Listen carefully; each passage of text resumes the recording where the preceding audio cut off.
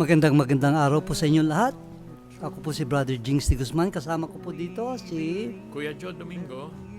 at ang aming pong palatuntunan na ongoing na for 3 seasons is spreading the words of God on oneness. At nandito na po tayo sa season 3, God's Unsurpassable Love. Mga huling episode po, pinakita natin ang God's Unsurpassable Love dun sa prodigal son na too good to be true. Parang wala nangyari sa mga kasalanan natin. Parang hindi siya nagkasala. Tapos later on, susunod naman, pinakita natin yung seek first the kingdom of God. Na pag inumpisa mo yung pagsisik, Brother Joe, nakapero ka na. Tapos pag nahanap mo pa yung kingdom of God, sa'yo pa rin. Sa example po namin doon, parang sing-sing na pinapahanap. Habang hinahanap mo lahat ng kailangan mo, Sa'yo pala yun. bibigay. Tapos pagkahanap mo, sa'yo pa rin yung sing-sing. Huwag nyo lang ibebenta. Ngayon po, tuloy pa rin po tayo doon sa God's Unsurpassable Love. At itong topic po natin ngayon is, pwede natin kulitin ang ating Ama. Pwede natin kulitin. Samantalang tayo, pag yung ating biological father sa kawan, tumigil ka na, tama na yan. Pakulit ka, kanina ka pa. Papaluin na kita dyan, sasabihin natin ito. Pero ito, sabi ni Jesus Christ, pwede natin kulitin. Nung isang linggo, pinag-usapan natin yung seek ye first the kingdom of God and His righteousness, di ba? Kasi marami sa atin ngayon, ang hinahanap natin kayamanan, pera, kaya hanap pera tayo. Pero sinasabi sa atin ni Jesus, hanap buhay. At pagka ikaw bumubuhay, parang buhay na halaman, yung bunga niyan, mamumunga na mamumunga. Kaya doon tayo kay Jesus, siya yung buhay eh. I'm the way, the truth, and the light or life. Si Jesus yun. Kaya dito, maging persistent ka. Kaya si Jesus din, ang kulit, kinukulit tayo na araw-araw niya. Yung kanyang, yung Espiritu Santo nasa puso natin. Pag may ginagawa tayo, kinukonsensya tayo. Yan yun eh. Kinukulit ka eh. Kaya lang hindi sila mga bastos. Oo nga. No? Pag busy tayo, hindi tayo ginugulo. Kaya the best way to talk to God, no? Sa gabi, wala ka ng trabaho, o sa umaga, pagkagising mo, madaling araw na nag-iisa, ganyan. Quiet moments. And then listen to God. And listen to God. But for those who cannot listen, just obey na lang yung natutunan ninyo. Let us follow Jesus Christ. Let's obey Him. Let us imitate Him. Yan ho yun. At yung mga inaasahan natin sa buhay, hindi lang ho pera yan eh. May 1 milyon ka nga, gagastusin mo naman pang ospital. Di wala ring silbi sa'yo. Mabuti pang wala ka 1 milyon, di ka na na-ospital pati. At malusog ka. Yan yung mga mahalaga sa atin. No? Peace, love, nandyan. Care, compassion, nandyan lahat. Diyan tayo pupunta. Naalala ko. Yung kukulitin natin. Kayo kukulitin natin kayo. Tandaan nyo to. So tuloy, punta na po tayo dito sa parable ni Luke na naman. Mahilig sa parable ito si Luke sa account ni Jesus Christ. Ito po, sinasabi, there was in a certain city a judge who did not fear God nor regard man. Napakatapang ng ng huwes na to. Hindi siya natatakot sa Diyos o kahit kanino. Yun ang ibig sabihin noon. Matapang yung... matapang siya. Kaya pwede natin ihambing ang ating Ama doon sa judge na yon. Dahil although ang ating Ama hindi natin pwedeng sabihin na matapang or hindi nagre-regard ang man. But ang ibig sabihin noon, ang ating Ama is somebody na walang kulang. Yun na yun. Now there was a widow in that city and she came to him saying, "Get justice for my adversary." Notice, Brother Joe, magandang pagkasulat ito, justice, because justice is giving what is due to somebody. Hindi niya sinabing give vengeance, sabi niya. Hindi vengeance ang hinihingi niya. Hindi higante. Hindi higante. Kung hindi justice. Katarungan, sabi niya. Kaya nga yung isang pangyayari sa Amerika, yung napatay yung negro. Nasintensyahan yung negro. 40 years. Ay, sorry, yung pulis pala na nakapatay dun sa negro, Nasintensya. na siya ng 40 years. Murder, 40 years ang sentensya niya. Yung mga negro sa yung mga puti na may simpati dun sa negro, yay, sabi nilang ganun. Sabi ko, tignan mo yung mga yan, kung ganun. Are they happy because justice was done? Or are they happy because they wanted vengeance in their heart? Sabi ko, Diyos lang ang nakakaalam. Kaya we have to be careful, brothers and sisters. We have to be careful with that. Dito sa parable na inistorya namin ni Brother Joe, Istorya ni Jesus. ni Jesus, Binabasa lang namin. pinabasa lang namin, tama? Inistorya, pinabasa lang namin. Get justice for my adversary. Justice ang hinihingi niya, not vengeance. And he would not for a while ayaw ibigay. Tapos sabi niyang ganon, kahit na ganito ako, na matapang ako at wala akong kinakatakutan, tao o Diyos, or ano, natatakot ako sa kulit. Yet because this widow troubles me, I will avenge her, lest by her continual coming, she weary me. Sabi niya gano'n. Mapapagod ako sa kulit niya. Sabi ko. Mapapagod. Mapagod sa. Then the Lord said, ito na yung sabi ni Jesus Christ, tignan niyo yung judge na ito, na sinabi ko na kung anong klaseng judge siya, na matapang, walang kinatatakutan.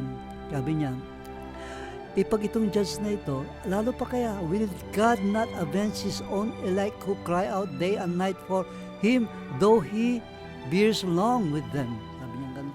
Kayo pa kaya, mga anak niya, pag kukulitin niyo ang Diyos, bakit hindi niya ibibigay? Ugali po natin yung makulit tayo. At ugali rin po ng ating Ama niyan. Makinig po kayo mabuti. Kasi dito sa aming topic na ito, itong episode na ito, hindi lang po namin ipapakita na hindi makulit ang tao, kung hindi makulit din ang ating Ama. Like father, like son. Like father, like son, di ba hindi po kayo naniniwala doon? Makinig po kayo mabuti.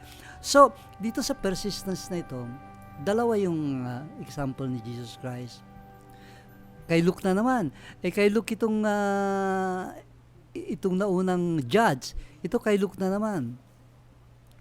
Sabi ni Luke dito, maiksi ito pero maganda istorya nito. Which of you shall have a friend and go to him at the midnight and say to him, Friend, lend me 3 loaves. Kasi may bisita ako na galing sa malayo. Tapos, kailangan pakainin ko, wala ko ipapakainin. Kaya, alam mo, in short, ito Brother Joe, kumatok sa kapitbahay, humihingi at papakain niya doon sa bisita. For the family in the village, this visit came as a total surprise. The arrival of a friend was always special, and to arrive safely so late was something to thank God for. The rules of hospitality demanded that the visitor be treated with great respect. Food and drink must be provided, but the family baked enough bread for their own immediate needs and nothing more. After supper it was all gone. But in a small community like this, everybody knew everybody else's business, and the host knew very well where he might find some bread. It might be honourable to feed unexpected guests, but it was very inconvenient, and waking up neighbours in the middle of the night required a little explanation. Friend, please lend me 3 loaves of bread. A friend of mine has come to me on his journey, and I've nothing to give him. Oh, stop bothering me. I'm in bed with my family. I can't get up. This answer was not acceptable. The host asked again and again. To return empty-handed would bring shame on himself and on his family. It would also bring shame on the village, and certainly on the friend who refused to help. It was inconvenient, but in the end his friend would have to get up and help him. He got them. 3 loaves of bread. This neighbour of his was always a bit of a grouch, but in the end he would help. After all, what would the village say if he refused the visitor? Never mind that it was midnight. First, the guest must have his feet washed. Indeed, the proper treatment of visitors was a matter of honour, not only for the family, but for the whole village. If the guest was treated properly, everyone in the community would lose face. At last all was well. The bread was served, the guest was satisfied, and the village had kept its reputation as a place of hospitality. But only just. Jesus finished his story. So I say to you, keep on asking, and it will be given to you. Go on searching, and you will find. Keep knocking, and the door will be opened to you. Pero sabi nito, because of his persistence, he will rise and give him many as he needs.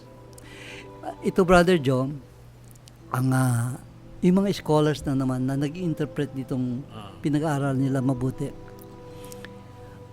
Yung lugar nila, maliit lang na lugar. Na pag nalaman na hindi ka tumulang sa kapitbahay mo, Kakalat. kakalat. Kaya, pag humingi Sa siya, internet. pag humingi ka, talagang tutulungan mo kaya siya, alam niya, nabibigyan siya because of that. Pagka kinikwento ko, sinasabi ko, do not trouble me, huwag mo akong guluhin, tulog na kami. Ba't nagsasalita ka? Kakulitan na yan yung mga anak nga natin, pagka sa kulit talagang papasunod ka talaga. Di ba? Ito pang Panginoon natin, dahil pinapakita nga ganito, dahil kaibigan din tayo ni Jesus Christ. Mm-mm. Kaibigan tayo ni Jesus Doon sa naunang binilin, yung huwes, yun ang God God, may authority siya kaya kinatatakutan siya ng makasalanan Pero tayo miski magkasalanan tayo, hindi tayo tatakot kay Lord, nahihiya tayo. Pabalik tayo, paluhod. Ganon. Ito ngayong pinapakita rito, persistence, no? Kasi, yung, may tawag dyan may kasabayan na zeal, no? Kasigasigan. Pag itong pagsusumigasig mo naman dito na tungkol to sa pagsunod kay Jesus Christ, pinipilit mo miski padapa-dapa ka. Ito yung very persistent Tayo, wala namang akit sa langit dahil wala tayong kasalanan. Akit tayo sa langit dahil tulad namin. Ilang beses na kami umaakit doon sa madulas na mundong ito. Paakit ka na ba? Pero gusto namin makakit doon Passing grade. Di ba? Hindi ka tayo umakit sa langit dahil mabait tayo, wala tayong sala. Hindi. Nagpupumilit tayo. Walang mabibigo dyan sa mga persistent. Kaya dito sa mundo to, trial talaga to. Talagang pagsabi mo, Lord, turuan mo gumamit ng pasensya, padadala ka talaga ng mga buwisit. Sunod-sunod yun. Di ba? Kaya, mga brothers and sisters na tinunod po sa atin, hindi po kami nagsasabi ni Brother Joe. Dito po mismo si Jesus Christ ang nagsasabi sa kanyang parable na pwede natin kulitin ang ating Ama. Ganon ang pagmamahal niya. Kaya ito pong topic namin, sinabi po namin na it's one of the very important topics, God's unsurpassable love, sobrang pagmamahal ng ating Ama. Okay, sabi namin kanina, tayo ang makulit. Dito sa dalawang parable na ito, pwede natin kulitin. Pero nabanggit po namin kanina na hindi lang tayong makulit. Ang ating Ama, like Father, like Son, ang ating Ama, makulit din.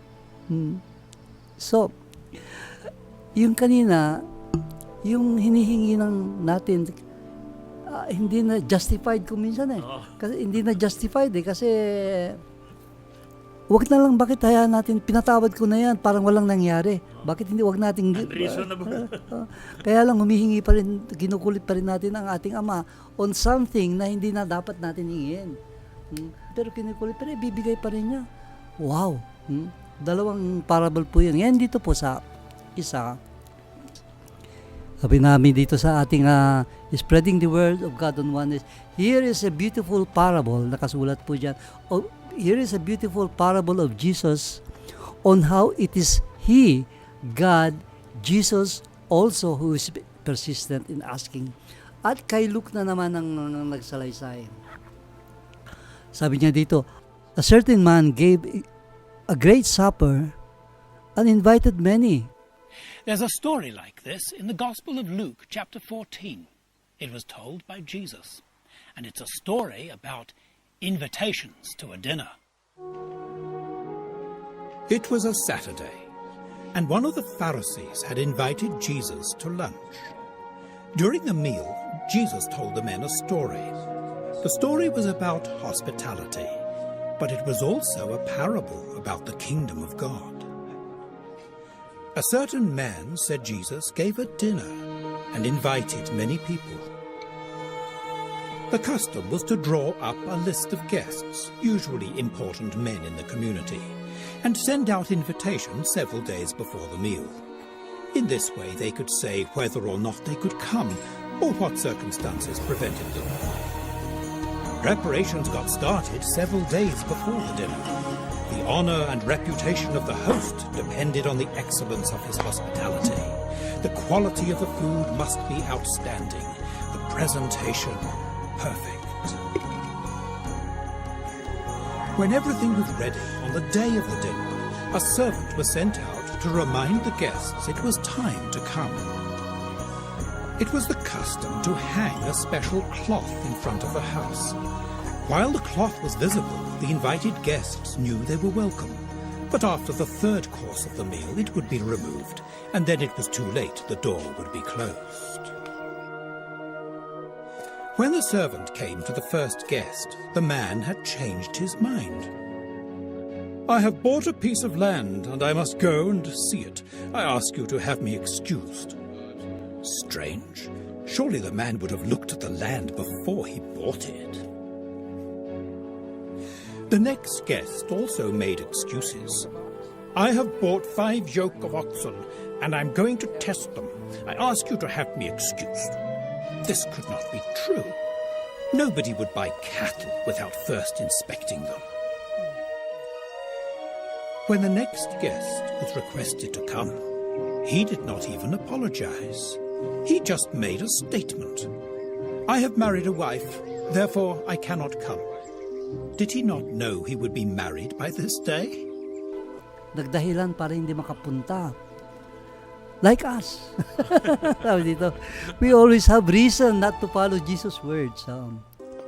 Gradually, the situation became clear. Not a single guest would come to the dinner. It was not a coincidence. It was a deliberate insult to the generosity of the master. The whole community had rejected him. When the servant returned and explained what had happened, the master was very upset. The behavior of his guests was dishonorable, but now he must do something to show the true meaning of hospitality. So, sabi ngayon ng servant, Master, sabi niya gano'n, walang gustong pumunta eh. Sabi ng master, ay, galit siya. Go out quickly into the streets and lanes of the city, and bring in here the poor and the disabled and the lame and the blind. These men were not puffed up with pride, and the master knew that these guests were glad to be invited. They were happy to say thank you and to be treated as men of honor and of importance. But still, the master was not satisfied. Go out again, he said. Go out into the countryside. Go along the roads and down the footpaths and persuade people to come in. Some people might not believe the good news immediately, and when they did, they knew what it would mean. By accepting his invitation, they would associate themselves with the name of the man who provided the dinner. From now on, they were on his side, and they were expected to be loyal. The master did not ask them to bring gifts, but they could not change the date. They must come as they were, right away. So the dinner was not cancelled. And the men who came and ate the food were people who appreciated it and were glad to have it. But for the men who were invited first, there was no second chance. For I say to you, that doon sa mga taong invited, hindi nila matitikman ang supper, sabi niya gano'n. Tignan mo ito, Brother John. Tayo ang iniimbita dito ng ating Panginoon eh. Nabanggit na natin kanina na nag-excuse lagi tayo, Lord, sabi gano'n. Yung everyday life. Hirap na hirap tayong sumunod sa invitation ni Jesus Christ to obey what He's saying. Lagi tayong may dahilan para hindi gumawa ng sinasabi niya. Laging may dahilan. Yung ayaw, puro dahilan. Yung gusto, maraming paraan. Jesus invited people into the kingdom of God, but the Pharisees just criticized him. Mostly it was people who knew they were sinners and needed a new start in life who became his disciples. Jesus called all kinds of people to follow him, rich and poor, young and old, the uneducated and intellectuals, women and men, people in power and people who were oppressed. But some of the rich were so involved in their own business and pleasures, they failed to respond to Jesus, and so, very foolishly, they excluded themselves from the kingdom of God. While some of the strictly religious preferred to criticize him for accepting and welcoming those they called sinners. It didn't have to be like that. God is generous. The invitation to be in his kingdom is for everyone. The meal is served. But God will not force us. We can say yes, or we can refuse the invitation and miss the party. Today is the day of invitation. Tomorrow? Who can say? Simula pa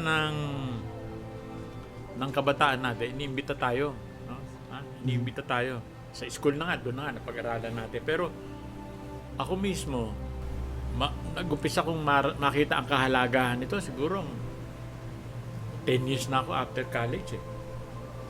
Mga 1980. Hindi naman natin talaga malalaman yung mga bagay na yan. Lalong-lalo itong pagmahal ng ating Ama pag hindi natin babasahin. Tapos hindi natin analyze. Pag in-analyze natin, ganun pala. Too good to be true nga. So we are left with two choices. Maniniwala ba tayo dun sa too good to be true or not? Kaya, babalik tayo dun sa mga episode natin. Sa faith naman. Walang, talaga yung faith ang babalikan mo eh. Kasi, ang Diyos mismo may faith sa atin. Umaasa siya. Una-una, faithful siya sa pangako niya. Faithful si Lord sa pangako niya. Miski hindi natin tuparin yung pinapangako natin, siya tutuparin niya. Sinasabi niya yan eh. Kaya ngayon, anak tayo ng Ama na faithful. Tayo rin maging faithful. But we try our best. Kasi we cannot be perfect. But we are living here to perfection. No? Ginagawa natin maging perfect tayo. Yung pagsusumikap natin yun na sinabi ko kanina, passing grade tayo. Pagbigyan na, ipasa na yan. Talagang masigasig. Ganito tayo talaga eh. Nandito tayo sa mundo na maraming tukso. Imbis na magsimba ka, makapag-chat ka na ng ganito. Imbis gawin mo yung trabaho mo, ganun gagawin mo. Lalo na ngayon. Ang daming tukso ngayon eh. Diba? Sa sine na lang, hindi na kayo nalayo doon sa cellphone. Si Brother James. Ang daming alam na pelikula niya, kaya drama ni Jesus Christ, kitang-kita niya. Talaga, kakaiba eh. Pero ginagamit naman natin yan para sa Diyos. Yung iba naman ginagamit niya para umiwas sa Diyos. So all these things are nandito. Nasa kamay natin to. Plan mo. Ngayon, ganyan din ang ating buhay. Yung pananalig natin kay Kristo, nasa ating kani-kanyang kamay. Nandyan yung kapalaran natin, nandyan sa palad natin. At nandito, masaya nga tayo dahil nakikita natin, meron TV, meron mga nag-i-explain, hindi katulad nun. Makikinig ka doon sa pare, doon sa simbahan, di ba? Miski hindi mo naiintindihan. Di ba? Dominus vobiscum, magano kayo magkukukas, pero hindi mo naiintindihan, pero ngayon naiintindihan mo na. Mahalaga pala. Mahalaga. Ang maganda dito sa ginagawa natin, Brother Joe, pag nanonood ka ng YouTube, Netflix, yung mga artistang patay na, Oh, na lumipas na. mga pelikula no 1940s, as a matter of fact, Second World War. Oh, Yung mga footage ng Second World War, mapapanood natin sa pelikula, talagang actual footage.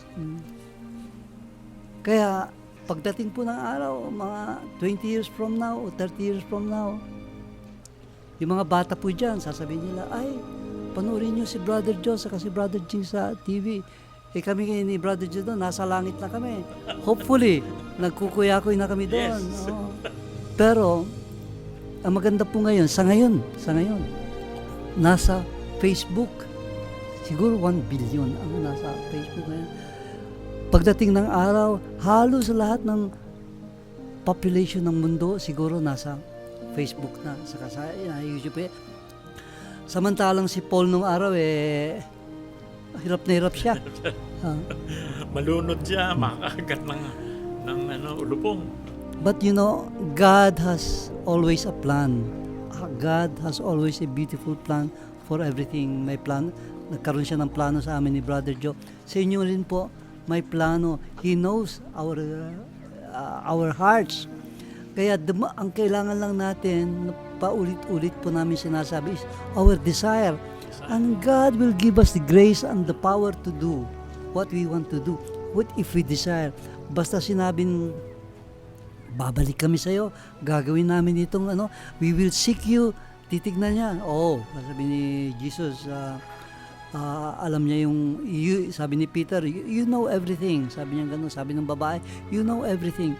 Kaya makikita niya ang ating mind, ang ating heart. As a matter of fact, makikita niya yun, ang ating future. And He will grant us the grace. Okay, yung pala okay, ito yung grasya. These are your tools for you to do what you want to do, what you desire to do. Pero pagka titignan ko, sabihin na, baka, next time siguro, time for that, saka na. Then, don't expect na, alam ng ating Panginoon yun, our God knows our hearts. Itong persistence, no? Yung sigasig, maging sigasig tayo, stubborn to do the right thing. Especially stubborn to work your way out. Kasi tayo, we can only cooperate. God can only show us the way, tuturo sa atin, pero tayo ang tatak diyan. Marami manggugulo sa atin, pero marami din tayong magkakasama. Kaya bigyan niyo ng panahon yung pangalawa doon sa ASK, seek God. Do not worry. Do not worry. He will show you the way. Tuturo niya eh. Hindi lang kami ni Kuya Jing, ang dami na nandito. Lalo na ngayon talaga sa balat ng lupa, itong ganito. Nakikita nila sa ibang lugar yan. Miski mga incheck na pagkita. Afghanistan nakikita ito eh. Pero mahalaga, pinapasabi natin, ipangalat sa buong mundo the good news. Meron akong grupong Tamil. Oo, may grupong Tamil. meron pang tawag dito, Nepalese. Well, anyway, doon po sa kakulitan ni Jesus, kakulitan ng saka sabi niyang dapat tayong makulit. Kaya po kami makulit ni Brother. Makikita niyo pa ulit-ulit kami dito sa sinasabi namin, na oneness na kaming oneness, kasi yan ang magbibigay ng kaligayahan sa atin. Tapos yan ang huling-huling sinabi ni Jesus Christ na sana magkaisa tayo. Halos every week makulit kami. Oneness na kami ng oneness. Yan, bumibigat na nga itong libro sa katataas ko eh. Oneness na kami ng oneness. Makulit din po kami. Sumusunod kami doon sa utos ni Jesus Christ sa kakulitan. So, brothers and sisters, maraming salamat po, Brother Joe. Maraming salamat din ulit. Magkita tayo ulit sa isang linggo.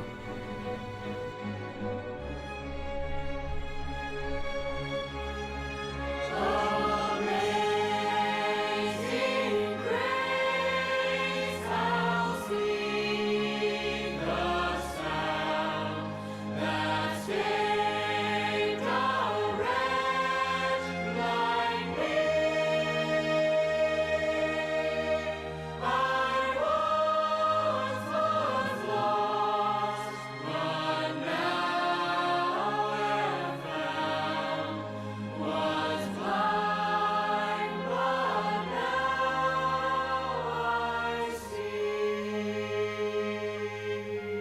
If God is almighty, then why is there so much pain and suffering?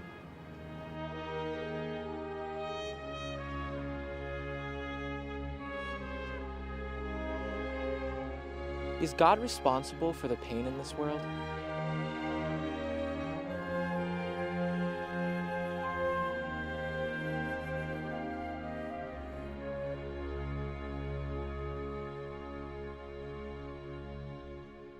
Where can we find peace?